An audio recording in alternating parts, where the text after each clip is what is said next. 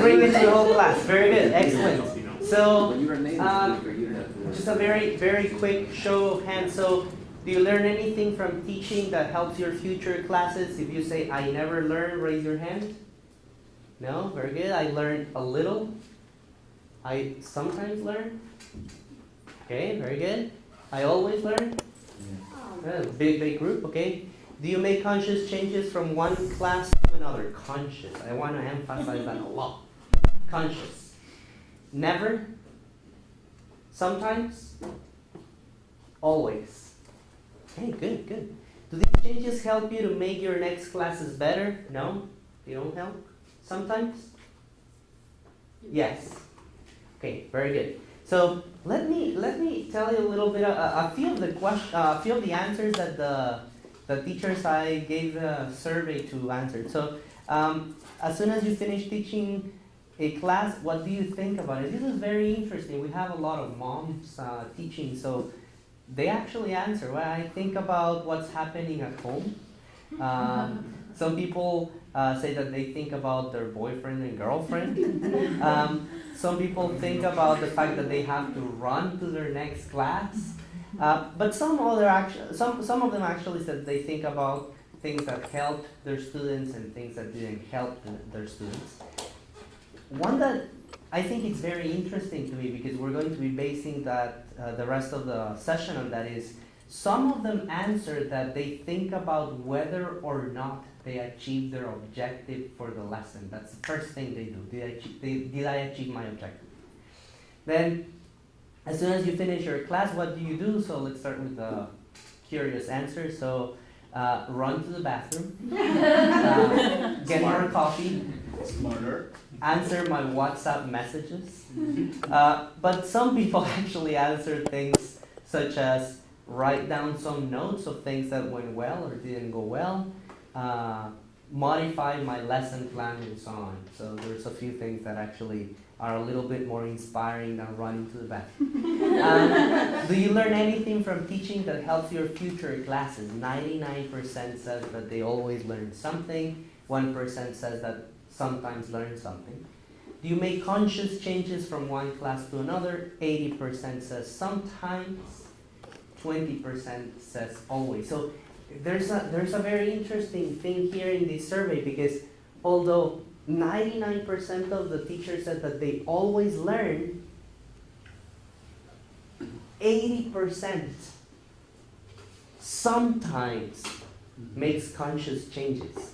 I think that to me it's a very interesting number, because if I'm thinking, I always learn, why don't I be part of the 20% that always makes changes? If I'm learning something, I should change something, whether it is something good or not, right? So to me, this was an eye-opener. And finally, do these changes help you to make your next classes better?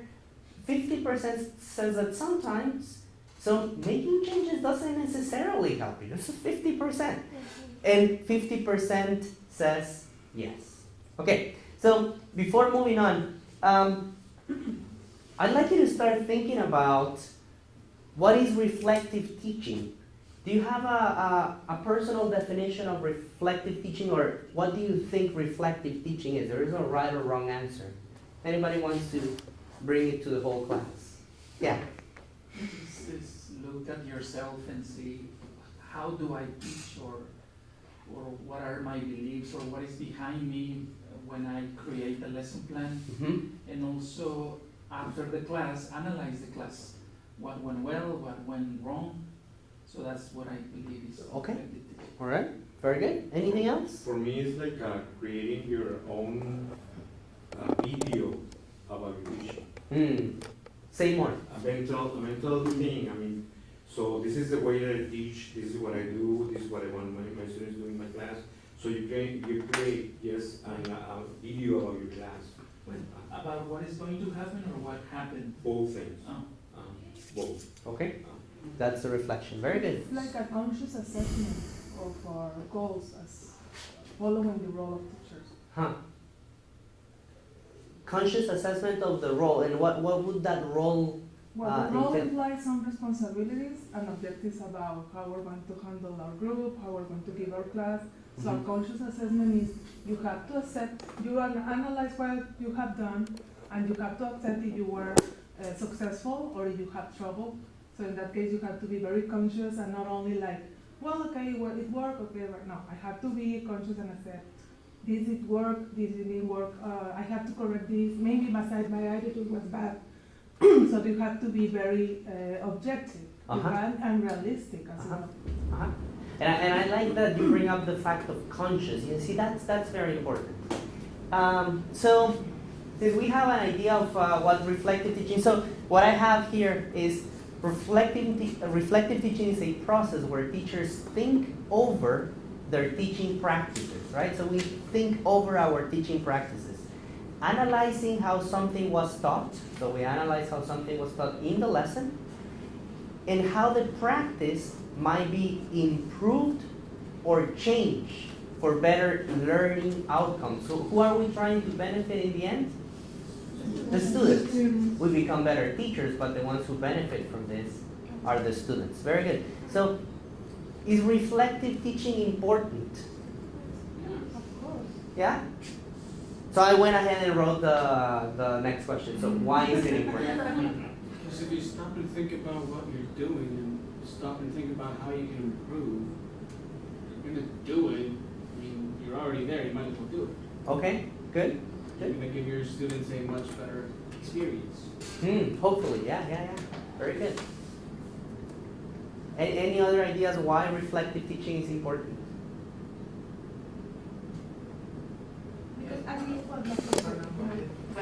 Because at the end, if you start analyzing what you did, and how, if for example, how you can do it better, at the end you are going to reach the objective that is that the students learn target language Okay. or whatever you're teaching. All right.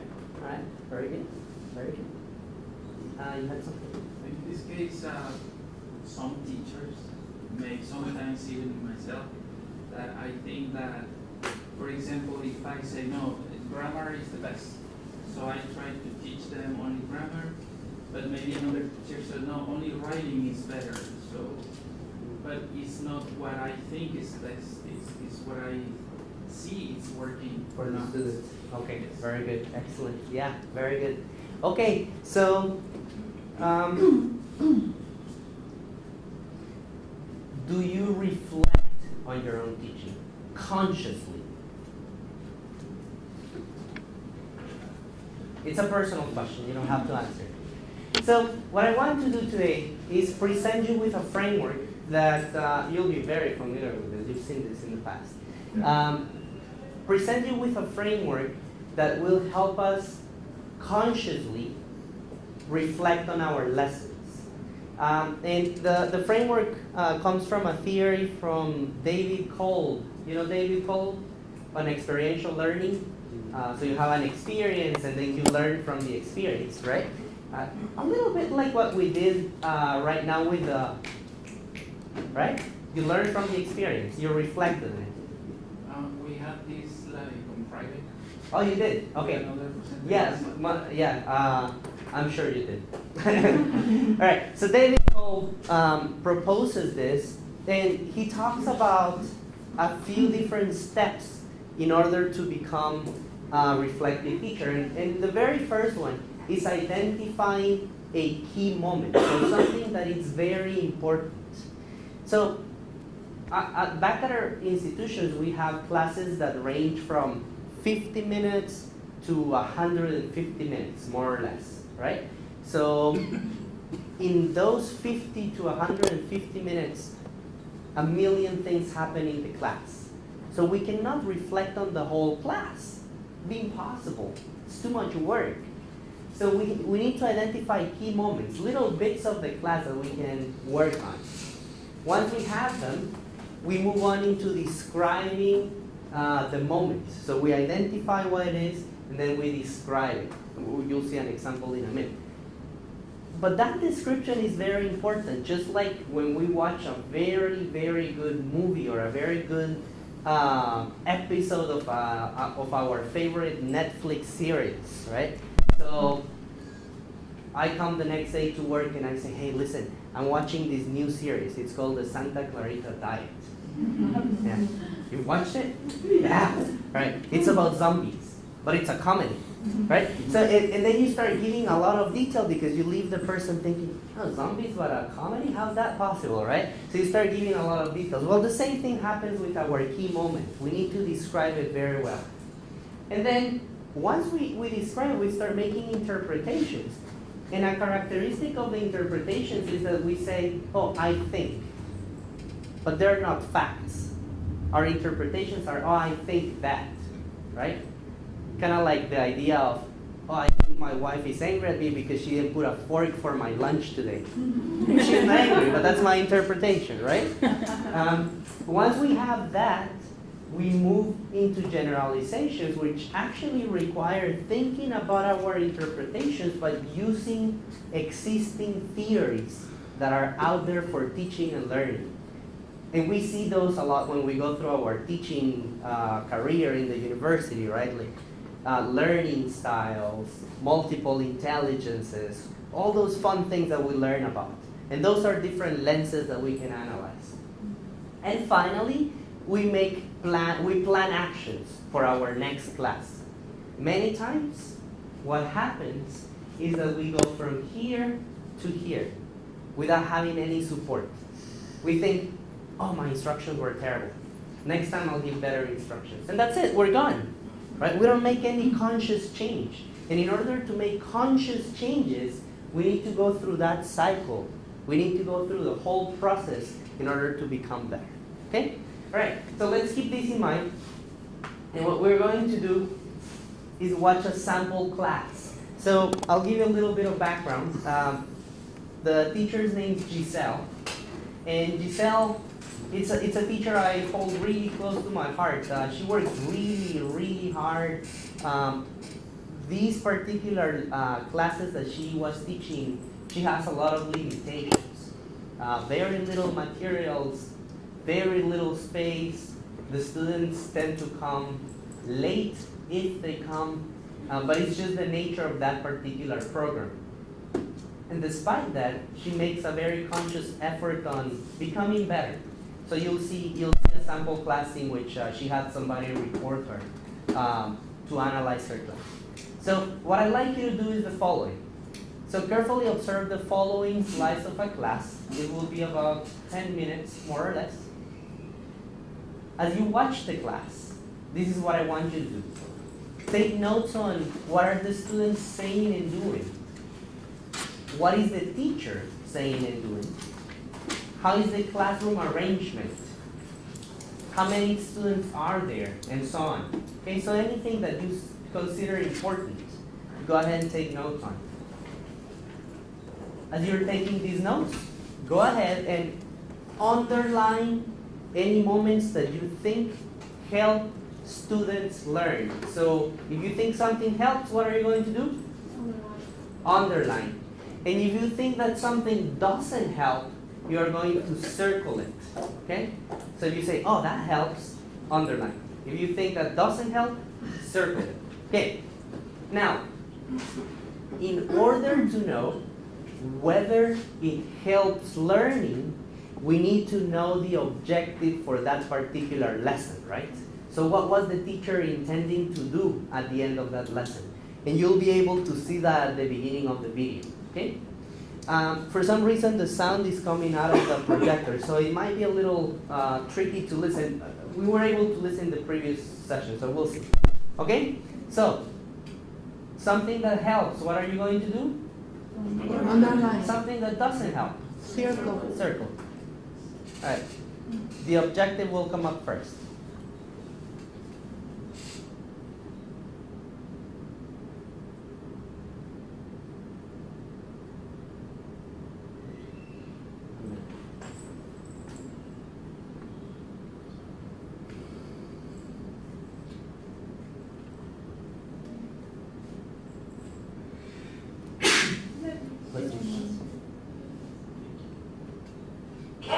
So here we have a map.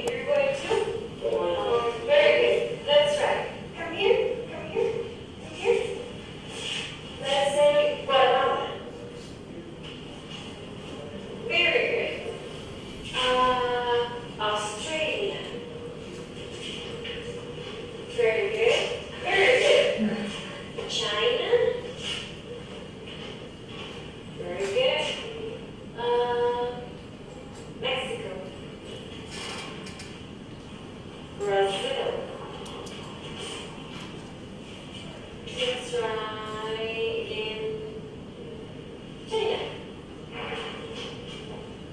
Canada. The United States. Very good. Let's go ahead and sit down.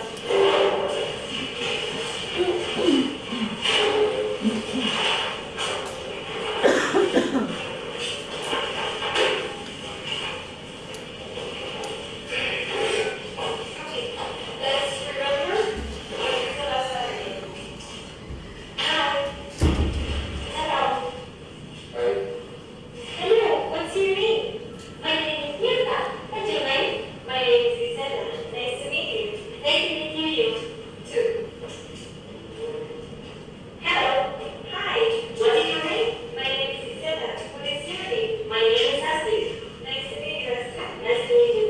Very good. Hi. My name is Gisela. What's your name? Nice to meet you, sir. Let's say good. Hi. Hello. What's your name? And my name is Hayden.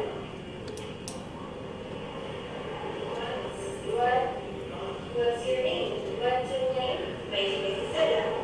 Nice to meet you. Nice to meet you too. Very good. Okay, so we saw a little bit of countries. Now let's open the book. Open the book.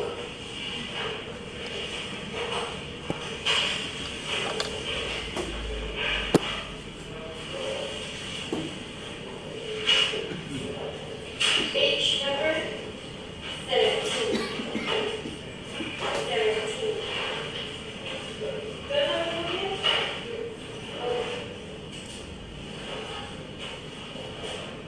Okay.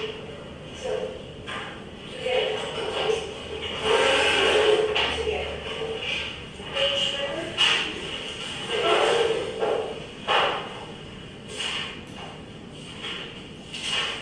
And we have the names of countries. 17, page 17. Alright, very good. Let's see. Australia. Can you repeat? Australia. Australia. Australia. Australia. Australia. Australia.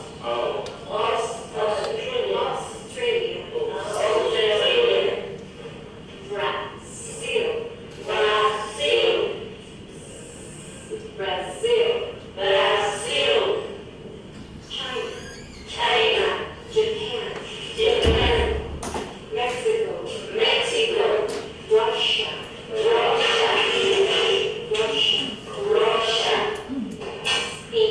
Spain. Turkey. The UK. The US. Let's do it again. Australia. Brazil. China. Japan. Mexico. Russia. Spain. Turkey. The UK. The US. Okay, excellent. So let's do the following then. Go ahead and with a partner, let's identify two key moments, two very short moments in which you think, imagine you're Giselle, you're teaching the class and you just saw this video again. So think of two moments. One that you think helped the learning process to reach the objective, and one that you think did not help or even hindered the learning process. So go ahead, check in with a partner. You don't have to be with the same person. You can move around, okay? Go ahead, let's take about 2 minutes.